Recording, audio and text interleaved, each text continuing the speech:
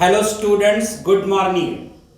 Previous लेक्चरला आपण differential equation या टॉपिकमध्ये एक्झरसाइज 6.3 पाहत होतो. या एक्झरसाइजमध्ये आपण काल क्वेश्चन 2 मधले 4 क्वेश्चन्स कंप्लीट केलेले आहेत. आज आपण क्वेश्चन 2 मधले क्वेश्चन 5 आणखीन त्याच्या पुढचे इम्पॉर्टंट क्वेश्चन्स पाहणार आहोत. Exercise 6.3 he exercise solution of differential equation या कन्सेप्टवरती आधारित आहे. तर चला पाहूया क्वेश्चन नंबर 5. काय क्वेश्चन नंबर 5 आहे बघा. cos x cos y dy minus sin x sin y dx is equal to 0. हे जे डिफरन्शियल इक्वेशन आहे याचं आपल्याला सोल्युशन फाइंड आउट करायचं आहे. तर प्रथमतः हे given equation as it is लिहू. cos x into cos y dy minus sin x into sin y dx is equal to 0. आता हे minus sine x sin y dx त्या साईडला नेलं तर प्लस होणार, म्हणजेच cos x cos y dy is equal to sin x sin y dx असं आपल्याला मिळेल.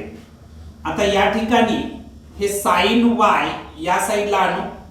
cos y upon sin y dy is equal to हे sin x as it is ठेवलं आणि या बाजूचं cos x त्या साईडला नेलं तर हे अपॉन cos x होणार आहे आणखीन dx. इथं व्हेरिएबल सेपरेशन झालेलं आहे, मात्र याला आपण फर्दर सिम्प्लिफाय जर केलं तर cos y upon sin y dy हे आपण लिहू शकतो cot y dy. कारण cos y upon sin y is equal to cot y is equal to sin x upon cos x म्हणजेच tan x आणखीन हे dx ॲज इट इज लिहिलं.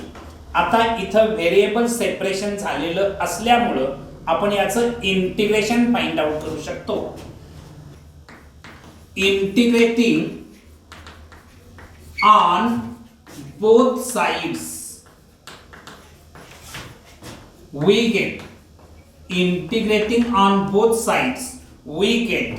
इथं जर आपण इंटिग्रेशन फाइंड आउट करायचं ठरवलं तर integration of cot y dy is equal to integration of tan x dx असं मला मिळणार आहे बोथ साइडचं इंटिग्रेशन. आता cot y चं integration with respect to y जर फाइंड आउट केलं तर हे आपल्याला मिळणार आहे log mod sin y मिळणार आहे is equal to integration of tan x with respect to x जर फाइंड केलं तर आपल्याला मिळणार आहे minus log mod cos x plus.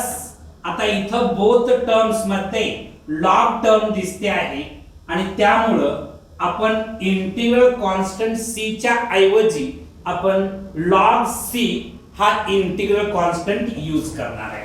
म्हणजे integral constant log mod c असा आपण यूज केला. आता याला फर्दर सिम्प्लिफाय केलं तर आपल्याला काय मिळेल बघा. log mod sin y हे मायनस आहे, या साईडला येऊन प्लस होईल. log mod cos x is equal to log mod c असं मिळणार आहे. इथं लॉगॅरिथमचा रूल जर यूज केला log m plus log n is equal to log mn या रूलच्या आधारे हे मिळणार आहे log sin y into cos x is equal to log mod c. आता बोथ साइडचा जर मी अँटी लॉग घेतला तर मला मिळणार आहे sin y cos x is equal to c. This is required solution हे तुमचं रिक्वायर्ड सोल्युशन आहे. आपल्याला solution of the differential equation find out करायचं होतं, ते आपण फाइंड आउट केलेलं आहे. ओके, नेक्स्ट क्वेश्चन आपण पाहणार आहोत.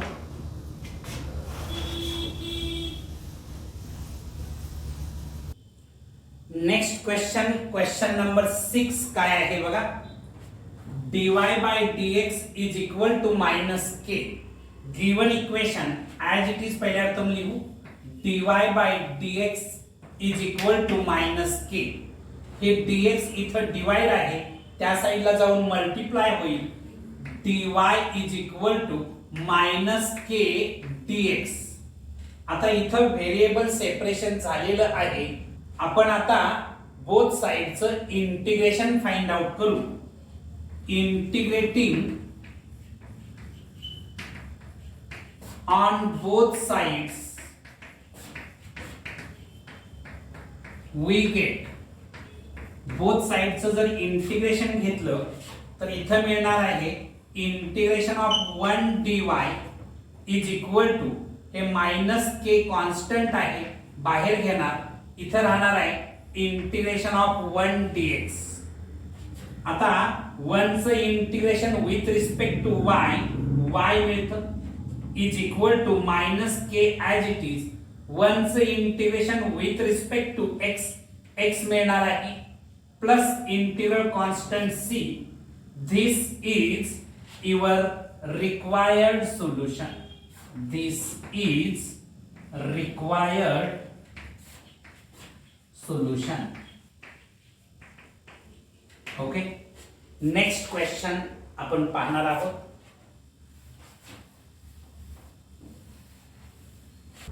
नेक्स्ट क्वेश्चन नंबर 9 काय आहे बघा.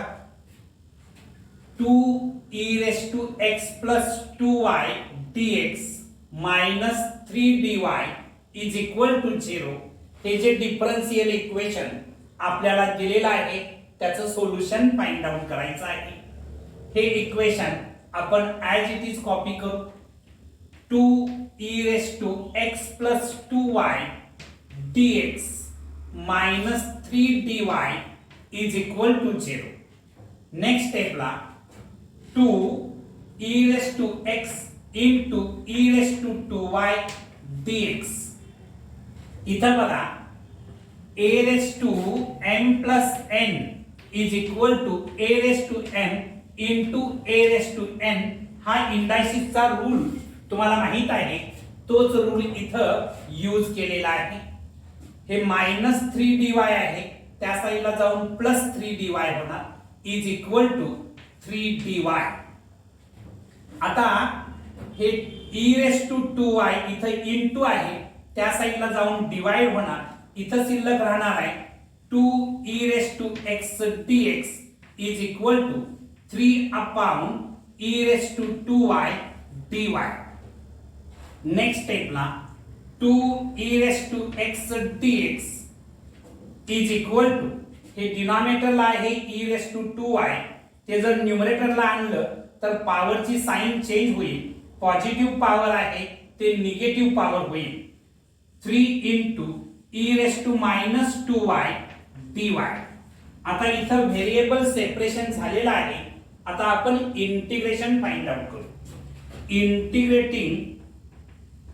Integrating on both sides we get. Both side जर इंटिग्रेट केल्या तर मला काय मिळणार आहे बघा. इथं जागा अवेलेबल करतो. तर हे 2 कॉन्स्टंट आहे, इंटिग्रेशनच्या बाहेर लिहितो.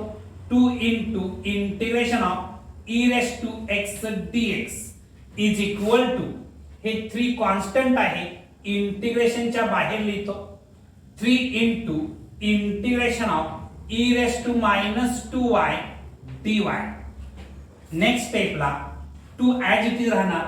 e raised to x चं integration with respect to x e raised to x मिळतं is equal to 3 as it is राहणार. e raised to minus 2y चं integration with respect to y आपल्याला मिळणार आहे E raise to minus 2y upon minus 2 plus integral constant मी C1 लिहितो.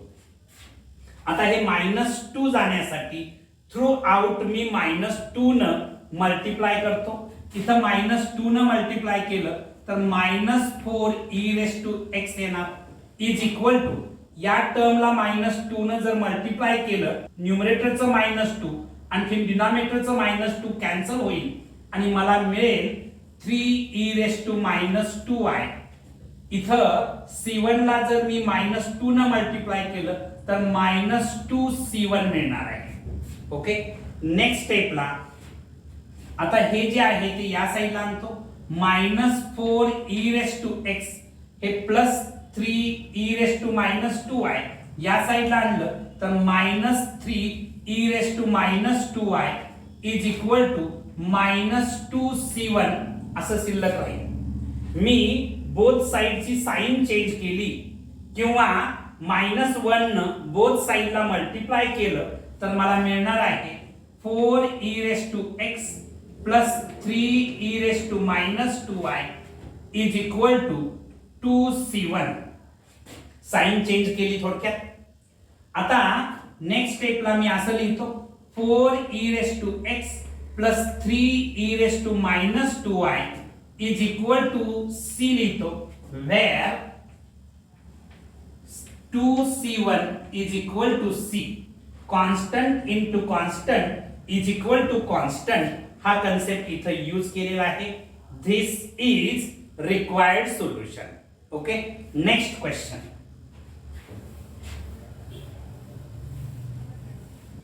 Question 2 मधील last question number 10 काय आहे बघा. dy by dx is equal to e raised to x plus y plus x square e raised to y हे given differential equation आहे. याचं आपल्याला सोल्युशन फाइंड आउट करायचं आहे. Given differential equation as it is लिहू dy by dx is equal to e raised to x plus y plus x square e raised to y.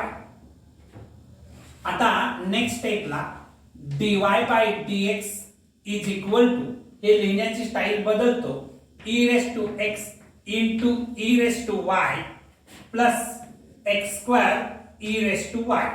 हे लिहित असताना इंडायसिसचा rule आपण यूज केलेला आहे. कोणता रूल वापरलेला आहे? a raised to m plus n is equal to a raised to n into a raised to n. हा रूल्स इथं वापरलेला आहे.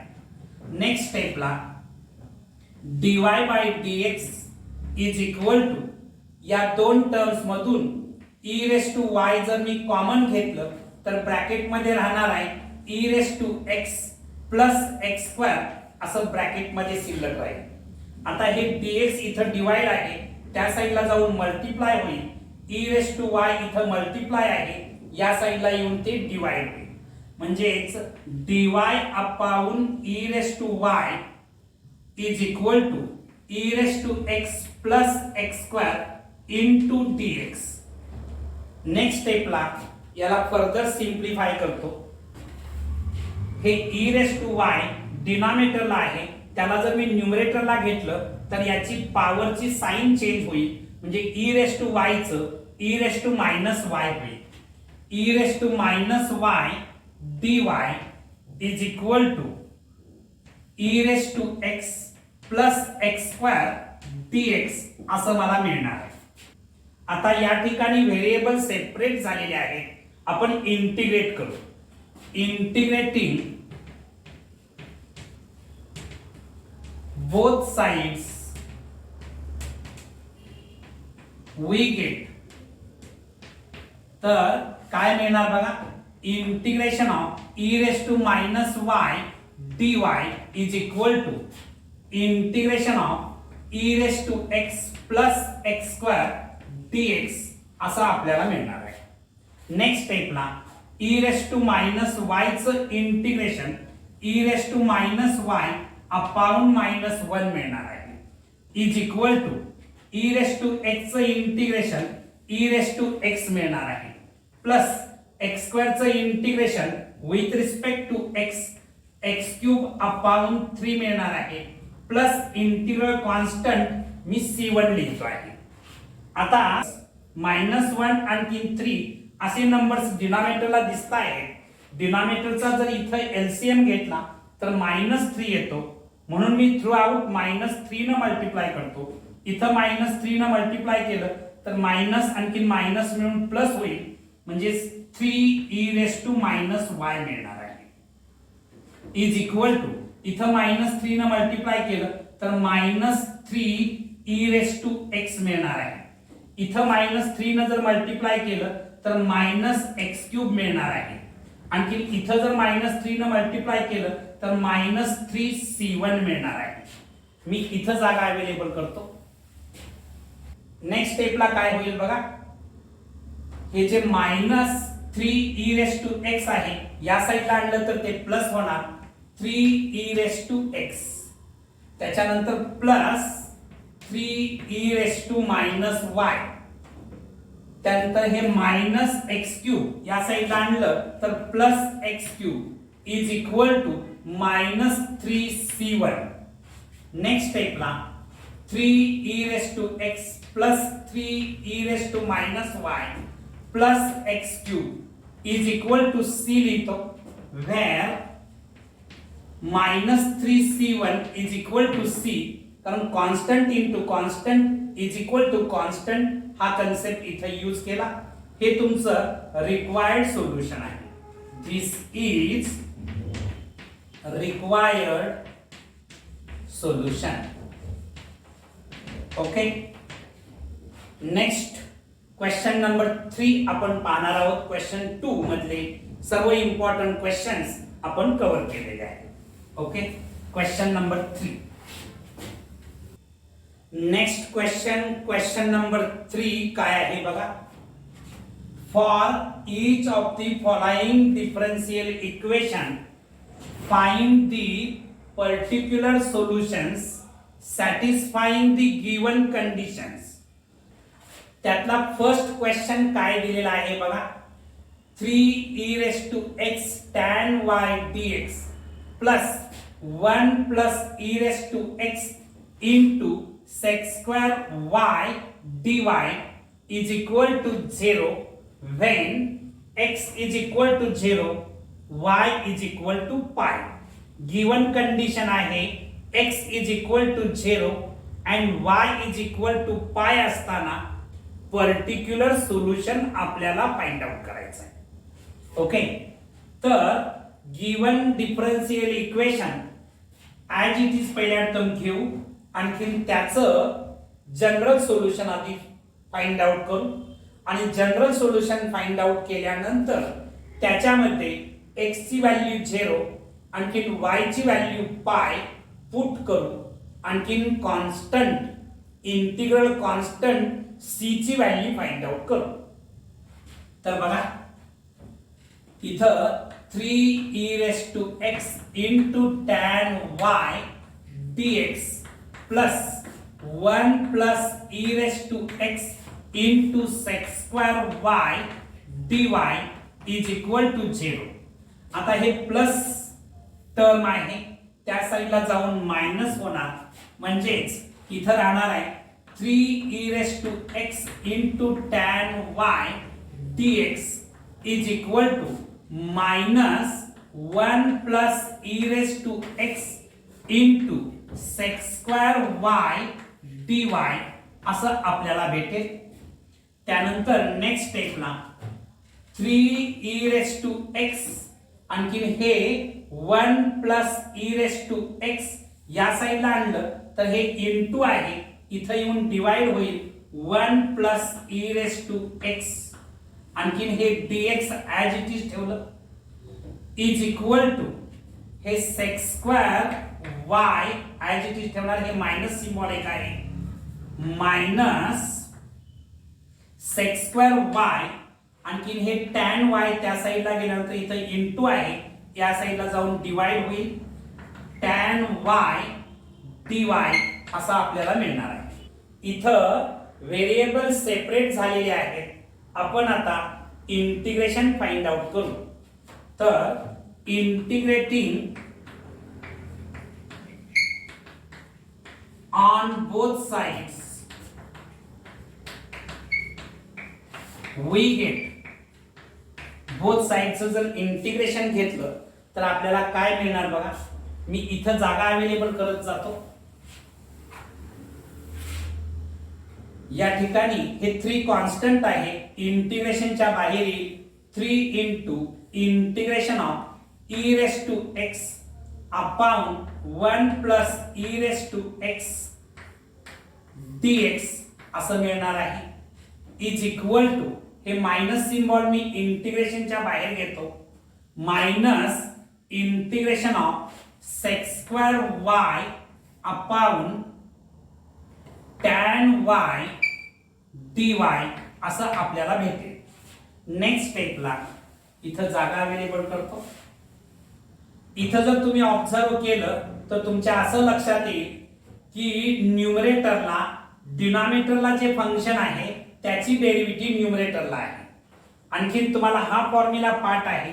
Integration of f dash of x upon f of x dx is equal to log mod f of x plus c. हा indefinite इंटिग्रेशनचा formula आपल्याला माहित आहे. या फॉर्म्युल्याच्या आधारे याचं इंटिग्रेशन येणार आहे log mod 1 plus e raise to x is equal to हे minus symbol as it is ठेवतो. इथं सुद्धा डिनॉमिनेटरला जे फंक्शन आहे त्याची डेरिव्हेटिव्ह न्यूमरेटरला आहे. कारण tan y ची डेरिव्हेटिव्ह sec स्क्वेअर y मिळते आणि म्हणून याचं integration log mod tan y मिळणार आहे. आता इंटिग्रेशन काढल्यानंतर बोथ टर्म्स मध्ये इथं लॉग साइन दिसत आहे. एव्हरी टर्म्स मध्ये लॉग दिसत आहे. म्हणून इंटिग्रल कॉन्स्टंट c च्या ऐवजी आपण लॉग c लिहिणार आहे. म्हणजेच प्लस लॉग मॉड c असं आपण लिहू. हा फॉर्म्युला पुसून टाकतो. नेक्स्ट स्टेपला काय होईल बघा. हे जे कोएफिशिएंट आहे त्याची पॉवर मध्ये कन्वर्शन होईल. म्हणजे लॉग मॉड मध्ये 1 plus e raise to x ची पॉवर 3 असं आपण लिहिणार. कारण कोएफिशिएंट बिकम पॉवर हा रूल लॉगॅरिथमचा इथं यूज केला. इथं बघायचं हे मायनस साइन आहे. आणखी तुम्हाला हा रूल्स माहिती आहे. Log m minus log n असेल तर आपण लॉग m अपॉन n लिहितो. या रूल्स नुसार आपल्याला हे मिळेल log mod c upon tan y मिळेल. ठीक आहे. आता मी बोथ साइड्सचा अँटी लॉग जर घेतला तर आपल्याला मिळणार आहे 1 plus e raise to x whole cube is equal to c upon tan y असं आपल्याला भेटेल. बोथ साइडचा अँटी लॉग घेतल्यानंतर ही टर्म्स आपल्याला भेटते आहे. नेक्स्ट स्टेपला मी इथं लिहितो. हे tan y इथं डिवाइड आहे. त्या साइडला जाऊन मल्टिप्लाय होईल. म्हणजे 1 plus e raise to x whole cube into tan y is equal to c असं आपल्याला मिळालेलं आहे. This is general solution. हे आपल्याला जे मिळालेलं आहे ते जनरल सोल्युशन मिळालेलं आहे. आपल्याला फाइंड आउट करायचं आहे पर्टिक्युलर सोल्युशन. आता पर्टिक्युलर सोल्युशन फाइंड आउट करण्यासाठी when x is equal to 0 and y is equal to pi आपल्याला काय भेटेल बघा. इथं 1 plus e raise to x ची व्हॅल्यू 0 लिहिणार. होल ची पॉवर 3 लिहिलं इनटू tan y y च्या जागेला आपण पाय लावणार. tan pi is equal to c. हे जे इक्वेशन 1 आहे याला आपण इक्वेशन 1 असं नाव देऊ. या इक्वेशन 1 मध्ये या व्हॅल्यू आपण पुट केलेल्या आहेत. आता e रेस टू 0 ची व्हॅल्यू 1 मिळते. म्हणजे 1 plus 1 whole cube into tan पायची व्हॅल्यू 0 असते into 0 is equal to C. 0 into anything केलं तर आपल्याला 0 मिळतं, म्हणजे 0 इज इक्वल टू सी. म्हणजे सी ची व्हॅल्यू मला 0 मिळालेली आहे. इंटिग्रल कॉन्स्टंट इथं 0 मिळालेला आहे आणि म्हणून आपल्याला या ठिकाणी पर्टिक्युलर सोल्युशन लिहित असताना असं लिहिता येईल, फ्रॉम 1 ही जी व्हॅल्यू मिळालेली आहे ती मी 1 मध्ये पुट करतो. 1 plus E raise to X होलची power 3 into tan Y is equal to C च्या बदली आपण 0 लिहिणार आहे. This is required particular solution. हे आपलं रिक्वायर्ड पर्टिक्युलर सोल्युशन आहे. ओके, नेक्स्ट क्वेश्चन आपण पाहणार आहोत. क्वेश्चन 3 मधला थर्ड क्वेश्चन काय आहे बघा. y into 1 plus log x dx upon dy minus x log x is equal to 0. y is equal to e square when x is equal to e. ही given condition आहे. आपल्याला या differential equation पासून particular solution find out करायचं आहे. पहिल्यांदा given differential equation as it is लिहू. y into 1 plus log x into dx upon dy minus x log x is equal to 0. Next स्टेपला y into 1 plus log x dx by dy is equal to, हे minus x log x आहे, त्या साईडला गेल्यानंतर plus होणार x log x. ठीक आहे.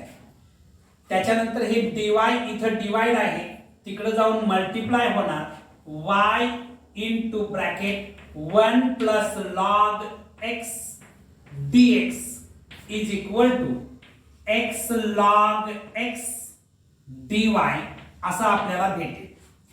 इथं अजूनही व्हेरिएबल सेपरेट झालेले नाहीत. या ठिकाणी हे x log x इथं इंटू आहे, या साईडला येऊन डिवाइड होईल. 1 प्लस लॉग x मी इथंच ठेवतो आणि हे या साईडला येऊन डिवाइड होईल x log x, आणखीन हे dx ॲज इट इज ठेवलं. हे y इथं इंटू आहे, त्या साईडला जाऊन डिवाइड होईल 1 अपॉन y dy असं आपण लिहिणार आहे. 1 अपॉन y dy. हे मी रिअरेंज करतो. 1 upon y dy is equal to 1 plus log x 1 plus log x upon x log x dx असं मी फक्त रिअरेंज केलेलं आहे. इथं व्हेरिएबल सेपरेट झालेले आहेत, म्हणजे आपण इंटिग्रेशन घेऊ शकतो. इंटिग्रेटिंग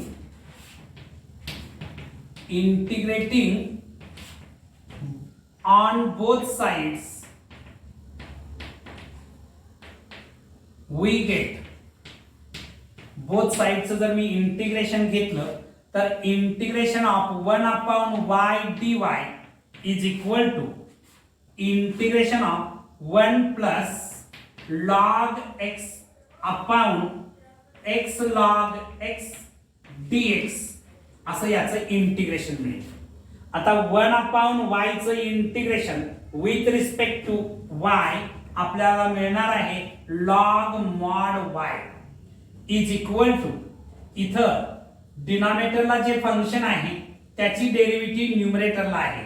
कारण तुम्ही डिफरन्शिएशन या टॉपिक मध्ये d by dx of x log x ची व्हॅल्यू फाइंड आउट केली होती.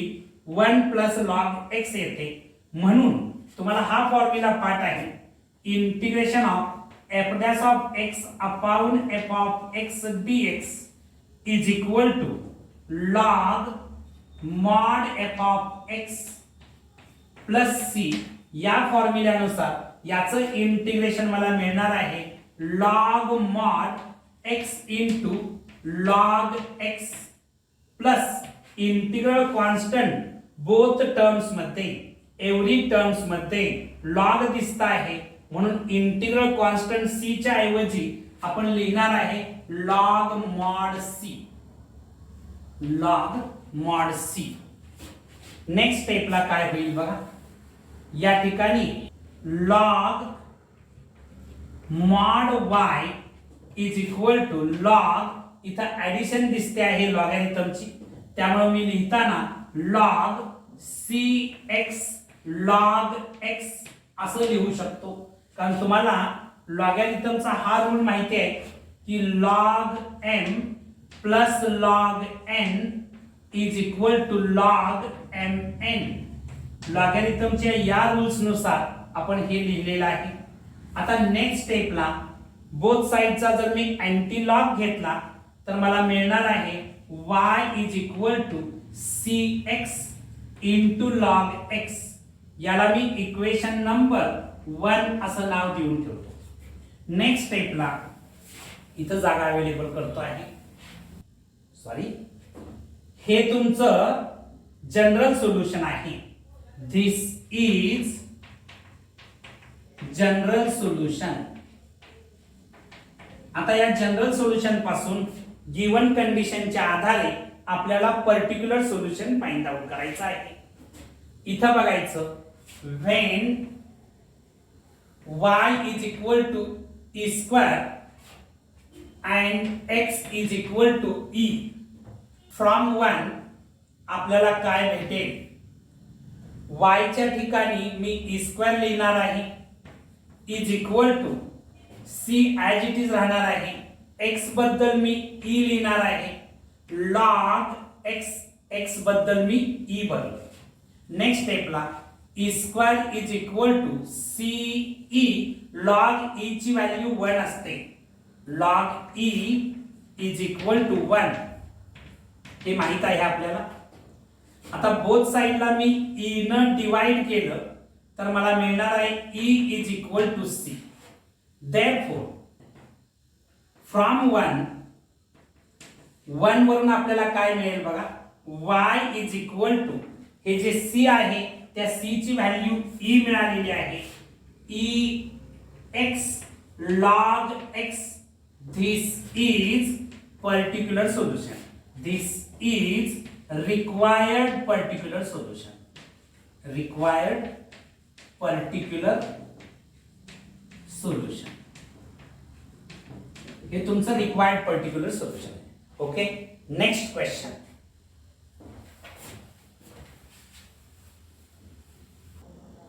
क्वेश्चन नंबर 3 मधला फोर्थ क्वेश्चन काय आहे बघा, e raised to y plus 1 into cos x plus e raised to y sin x dy by dx is equal to 0 when x is equal to pi by 6 and y is equal to 0.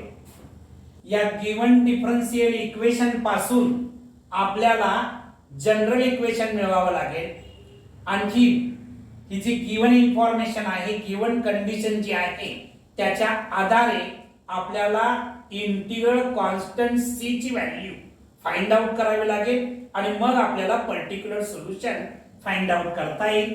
पहिल्यांदा given differential equation as it is लिहू, e raised to y plus 1 cos x plus e raised to y into sin x dy by dx is equal to 0. Next स्टेपला हे plus e raised to y sin x dy by dx त्या साइडला गेलं तर minus होणार. काय होणार बघा next step, e raised to y plus 1 cos x ही टर्म ॲज इट इज ठेवली is equal to minus e raised to y sin x dy by dx. ठीक आहे. नेक्स्ट स्टेपला इथं आपण व्हेरिएबल सेपरेट करू. cos x as it is ठेवलं, हे sin x इनटू आहे, या साइडला येऊन डिवाइड होईल, हे dx डिवाइड आहे, इकडे येऊन मल्टिप्लाय होईल. इज इक्वल टू हे minus e raise to y as it is ठेवलं.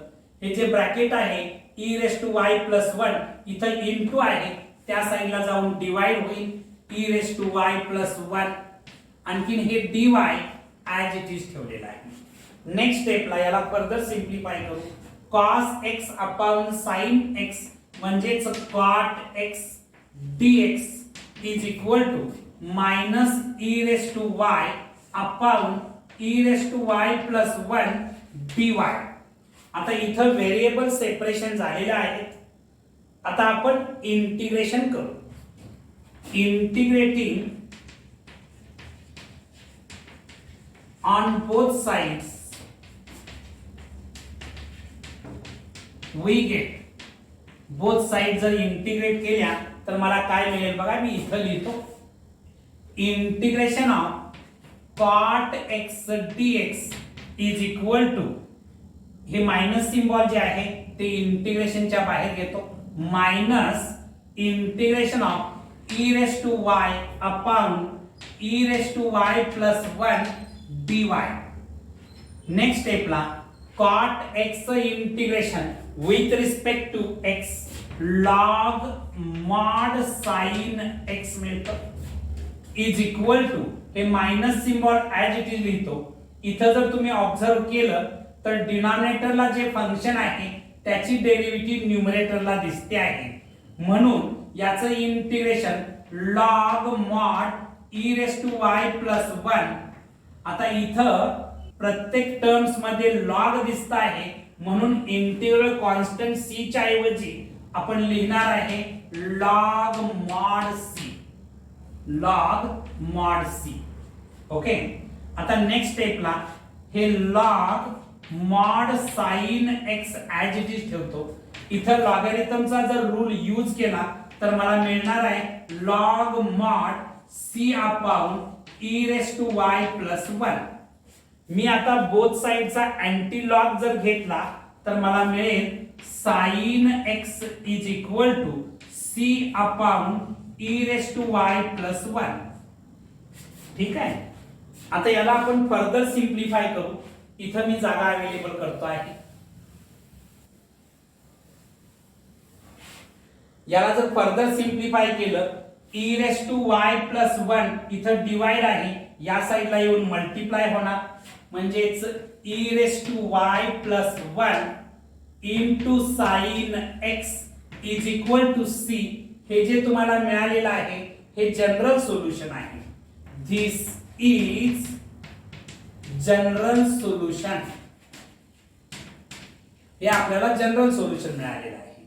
आपल्याला पर्टिक्युलर सोल्युशन फाइंड आउट करायचं आहे. when x is equal to pi by 6 y is equal to 0. आता याला मी इक्वेशन नंबर 1 असं नाव देऊन ठेवतो.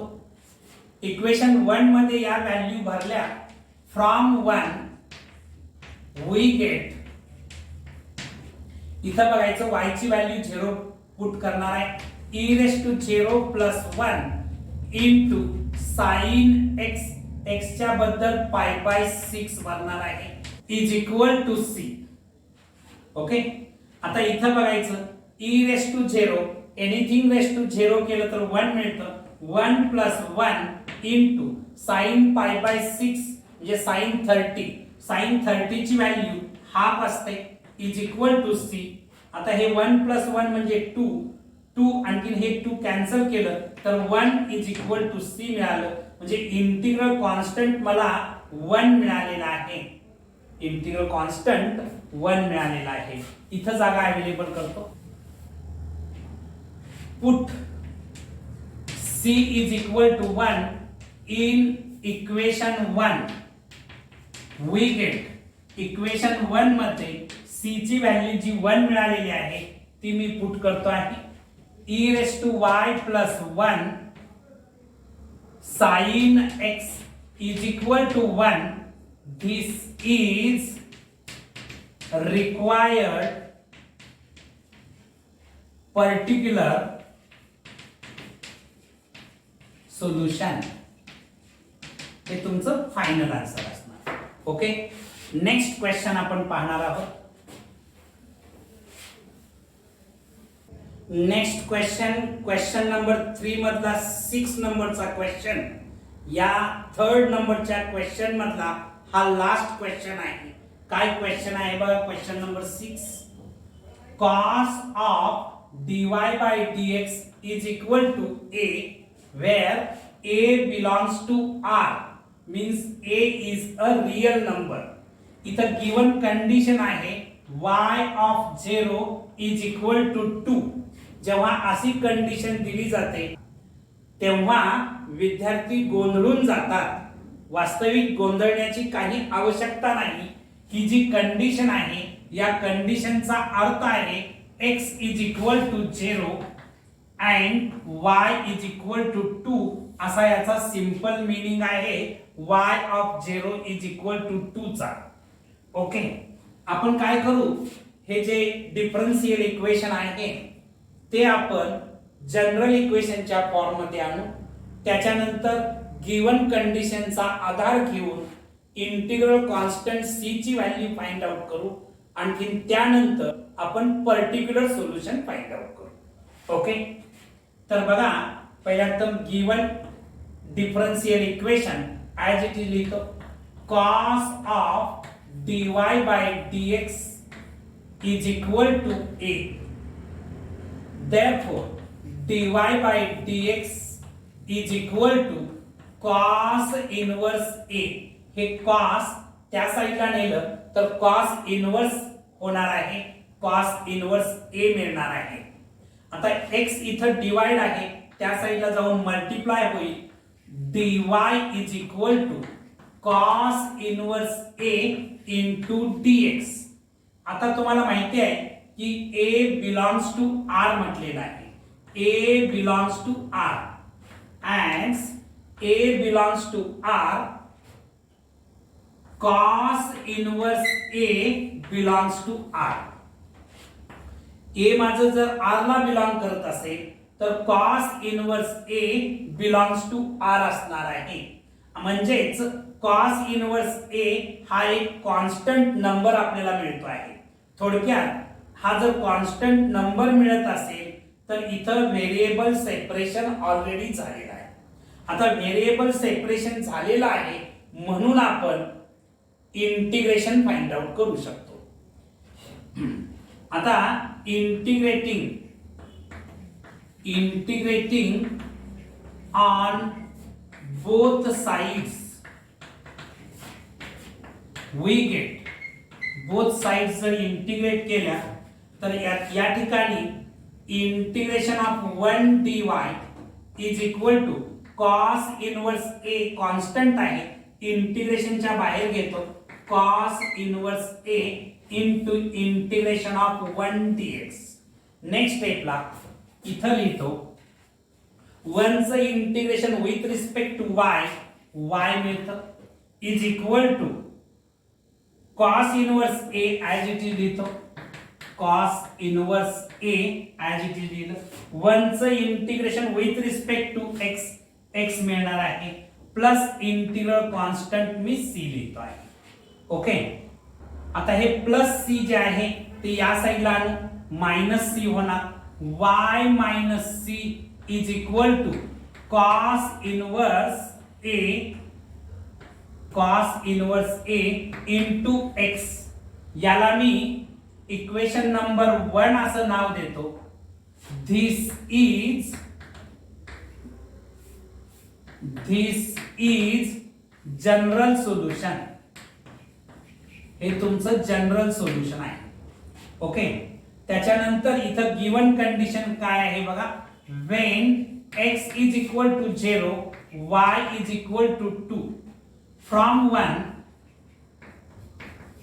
1 इथं बघायचं y ची व्हॅल्यू 2 भरणार. 2 minus c is equal to cos inverse a आणि x ची व्हॅल्यू तुम्ही 0 पुट करणार. 0 इंटू एनिथिंग केलं तर 0 मिळतं, म्हणजे 2 minus c is equal to 0. 0 into anything केलं तर 0 मिळतं आहे. हे मायनस c त्या साईडला गेलं तर प्लस c होणार, म्हणजे 2 इज इक्वल टू c. आता ही जी व्हॅल्यू मिळालेली आहे ती मी इक्वेशन 1 मध्ये पुट करतो. इथं जागा अवेलेबल करतो. Put C is equal to 2 in equation 1. We get equation 1 मध्ये जर पुट केली तर मला काय मिळणार बघा, y minus 2, c च्या जागेला मी 2 भरलं, is equal to cos inverse a into x. या ठिकाणी हे x इंटू आहे, इकडे येऊन डिवाइड होईल, y minus 2 upon x is equal to cos inverse a मिळणार आहे. हे cos या साइडला आणलं तर cos of y minus 2 upon x is equal to a मिळालेला आहे. cos of y minus 2 upon x is equal to a. This is required particular solution. This is required particular solution. Okay. Exercise 6.3 मधला fourth questions काय आहे बघा.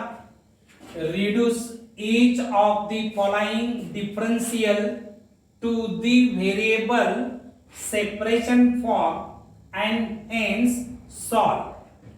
हे जे given differential equation आहे ते आपल्याला रिड्यूस करायचं आहे व्हेरिएबल सेपरेशन फॉर्म मध्ये, आणखी त्यानंतर आपल्याला त्याचं जनरल सोल्युशन फाइंड आउट करायचं आहे. इथं बघायचं dy by dx is equal to cos of x plus y. इथं जे व्हेरिएबल आहे ते कंपाऊंड अँगलच्या फॉर्मॅट मध्ये असल्यामुळे ते इझिली सेपरेट होणार नाही. त्यासाठी म्हणजे x plus y साठी आपल्याला एखादं लेटर पुट करावं लागेल. आपण इथं काय करू, given differential equation as it is copy करू. dy by dx is equal to cos of x plus y. आता याला मी इक्वेशन नंबर 1 असं नाव देतो. x plus y साठी u पुट करू. Put x plus y is equal to u, याला इक्वेशन नंबर 2 असं नाव देऊ. त्याच्यानंतर जेव्हा जेव्हा आपण सबस्टिट्यूशन्स करतो तेव्हा तेव्हा डिफरन्शिएट करतो, यानुसार आपण याला डिफरन्शिएट करू with respect to x. Differentiating both sides with respect to x we get. आता x च्या रिस्पेक्ट मध्ये जर डिफरन्शिएट केलं तर x ची derivative with respect to x 1 मिळणार, प्लस y ची derivative with respect to x dy by dx मिळणार, इज इक्वल टू u ची derivative with respect to x du by dx मिळणार. आता या ठिकाणी हे प्लस 1 आहे, त्या साइडला गेल्यानंतर मायनस 1 होईल, म्हणजेच dy by dx is equal to du by dx minus 1 असं मला मिळेल.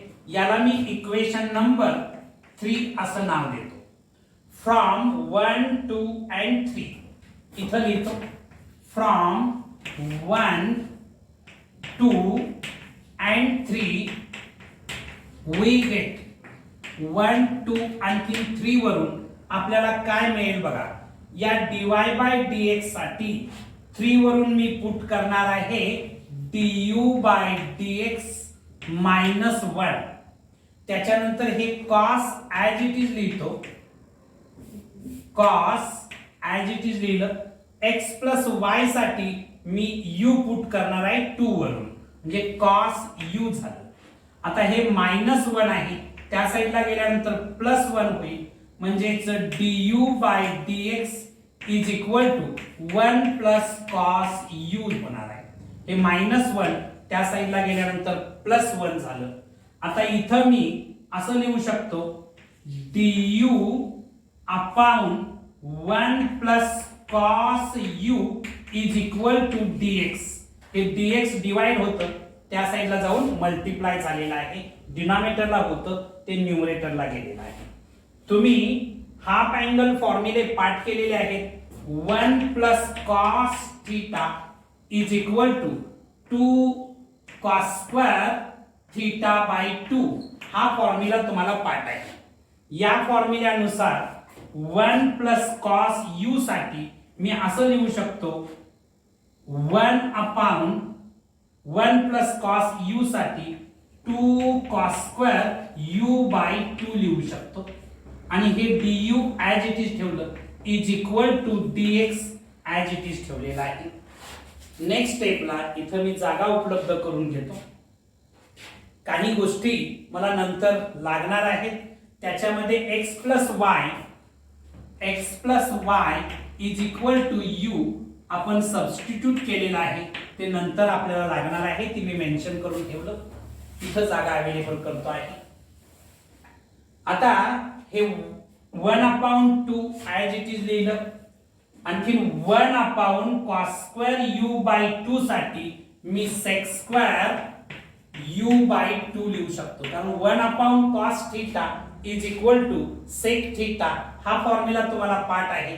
त्याच्या आधारे 1 upon cos square u by 2 साठी मी सेक स्क्वेअर यू बाय 2 लिहिलं. du is equal to dx असं मिळणार आहे. नेक्स्ट स्टेपला इथं बघायचं व्हेरिएबल सेपरेशन झालेलं आहे म्हणजे मी इंटिग्रेशन फाइंड आउट करू शकतो. तर आपण लिहूया integrating both sides we get both sides जर इंटिग्रेट केल्या हे हाफ कॉन्स्टंट आहे.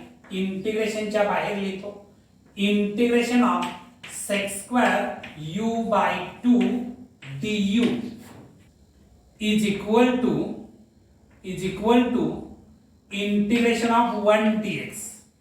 आता हे हाफ ॲज इट इज राहील. सेक स्क्वेअर x चं integration with respect to x tan x मिळतं.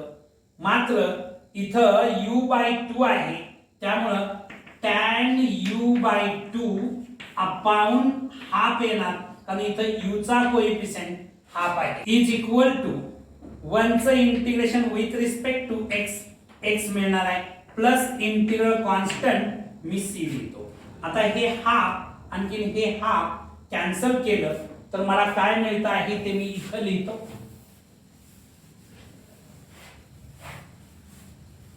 या ठिकाणी tan u bye 2 is equal to x plus c. Next स्टेपला tan u म्हणजेच x प्लस y आपण पुट केलं होतं u साठी म्हणून x plus y upon 2 is equal to x plus c असं मला मिळणार आहे. हे तुमचं रिक्वायर्ड जनरल सोल्युशन आहे. This is required solution.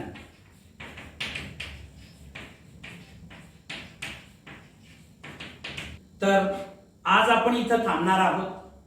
या एक्सरसाइजचा remaining part next video lectures मध्ये आपण पाहणार आहोत. तुम्हाला हा व्हिडिओ आवडला असेल तर लाईक शेअर अँड सबस्क्राईब करायला विसरू नका. थँक्यू.